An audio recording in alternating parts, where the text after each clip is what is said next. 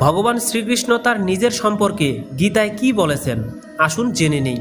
যে ব্যক্তি কৃষ্ণ ভাবনায় যুক্ত নয় তার মন সংযত নয়। সকলেই সর্বতোভাবে আমার পথ অনুসরণ করে। আমি সর্বলোকের মহেশ্বর, মহাযোগ ঈশ্বর। আমি সমস্ত জগতের উৎপত্তি ও প্রলয়ের মূল কারণ।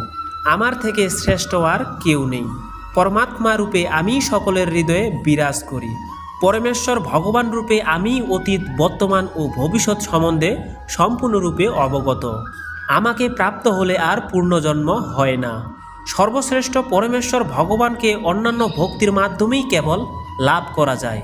অব্যক্ত রূপে আমি সমস্ত জগতে ব্যাপ্ত আছি।